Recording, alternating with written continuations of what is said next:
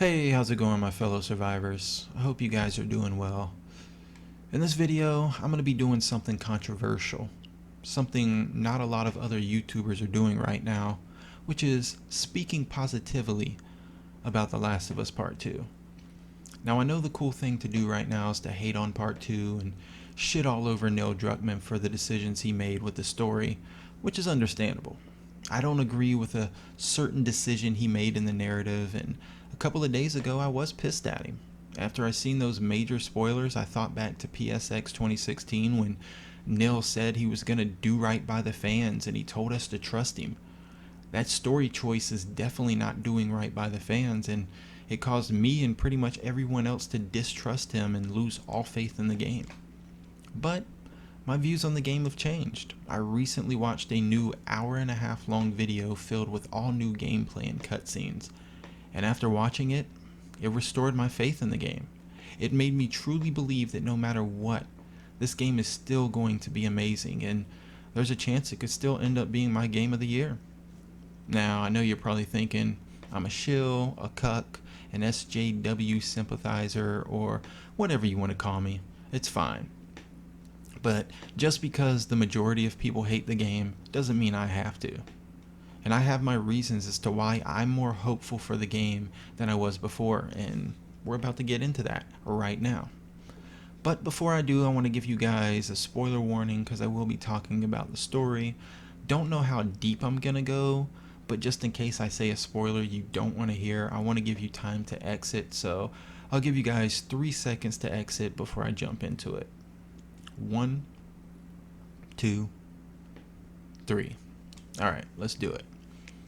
So, before I speak on why I think this game is still going to be amazing, first I'd like to mention 3 important facts that I learned from the new gameplay that some of you may not know.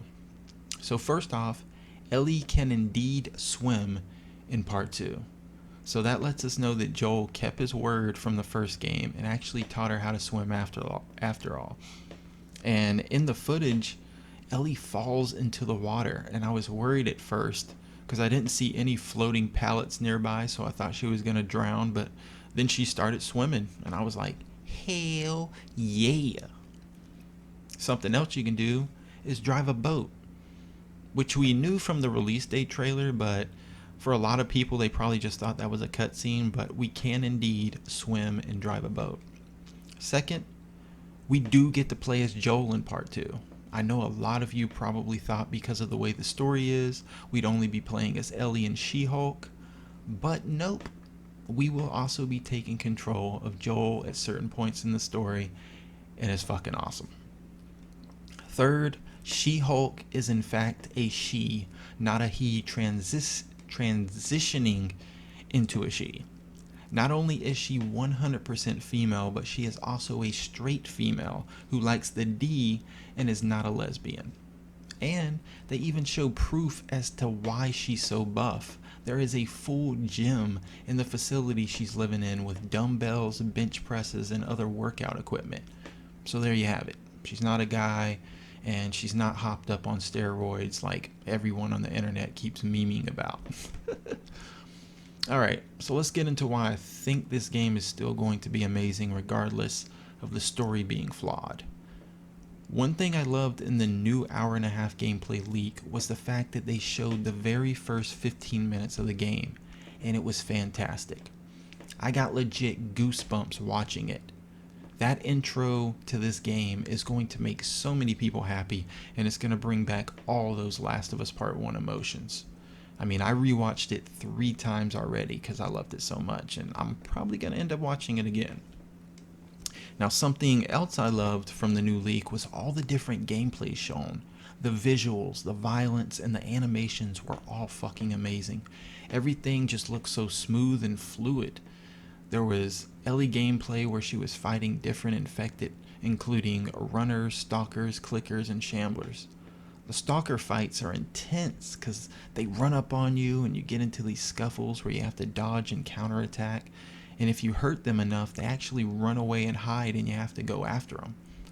And fights with clickers aren't as unforgiving as the first game, From what I've seen, you can actually dodge their attacks, so there's no more instantly getting your throat ripped out if they get too close.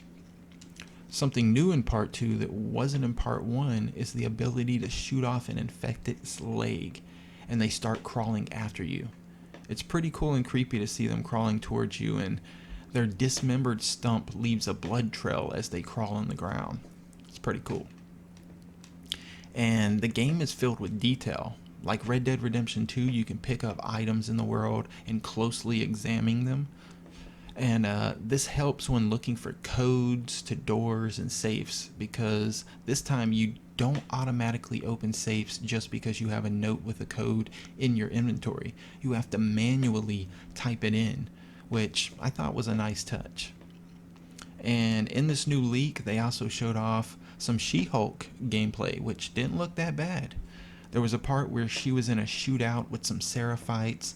The visuals, all the action surrounding you, the sound effects of the guns, the enemies' reactions to being shot, and the overall intensity of the whole combat sequence was great.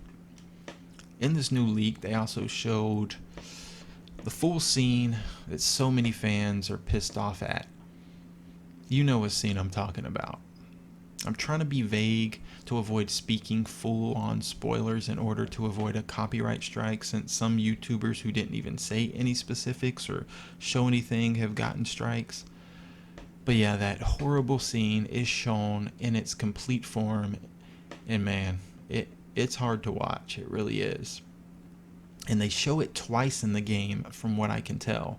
Once from She-Hulk's perspective, and another time from Ellie's perspective. And Ellie's perspective is definitely the most heart-wrenching.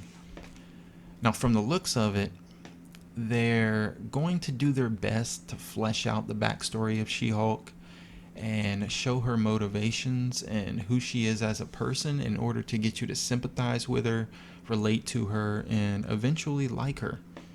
And the parts they showed that didn't involve the bad stuff, she actually does seem like a very likable person, and I could see her gaining a niche fan base next month when the game releases.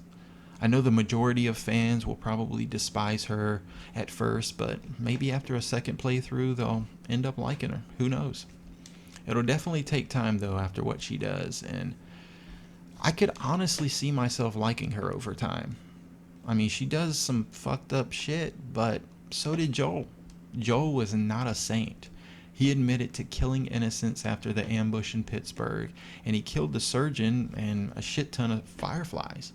And I know the surgeon was going to extract Ellie's brain without her permission, though, so that doesn't really make him innocent, but he was making the tough decision to take one life to save many, while Joel made the tough decision to take many lives to save one. There is no good or bad in the Last of Us universe, though. Everyone's moral compass is constantly spinning. One day you could be helping out a stranger, the next you could be slicing a stranger's throat in order to help yourself or your loved ones. I mean, we can't hate and judge She-Hulk because of what she does when we know all of the heinous shit that Joel did. As fans of the first game and characters, we're biased. Joel can do no wrong in our eyes, but we gotta remember, every action has a consequence, and no matter what, we can't escape our past. And I know those two brutal She-Hulk cutscenes make her seem irredeemable, and maybe she is. Maybe in the epilogue she gets what's coming to her. Who knows? That's one thing that hasn't been leaked yet, and I honestly hope it doesn't, which is the epilogue. A lot of major spoilers are out there, but nobody knows what truly happens at the very end of the game, and I hope it stays that way until release day. Now, even though there are big spoilers in the wild, I still think there are so many surprising and shocking moments in the game that we don't know about, and knowing how great this game looks and how advanced the animations and gameplay are has me more excited to play the game than I was yesterday. And speaking of gameplay, I just thought of something else that can make us like She-Hulk. We know she's buff as fuck, so imagine how brutal her melee combat is. It seems like while playing as Ellie, anytime we get into an unarmed altercation, we're forced to pull out a switchblade to fight. and can't use our fist, I guess because of how small she is or something. But as She-Hulk, we'd be able to punch the hell out of people. And I bet she has a good amount of finishers she can pull off. Because in the first game, Joel could finish guys by punching them in the throat, headbutting them, stomping in their faces, slamming them into walls and shit. And since part 2 seems a lot more violent, I bet She-Hulk is going to have some moves where she breaks necks and limbs. Maybe she has a throat rip move like McGruber. Maybe she has some wrestling style moves where she picks up enemies and slams them to the ground as hard as she can, shattering every bone in their bodies. I don't know. There hasn't been any melee combat videos released other than Ellie switchblading some infected, so I'm excited to find out how badass She-Hulk's movesets are. But yeah, those are my thoughts on The Last of Us Part 2 after watching almost 2 hours of new footage.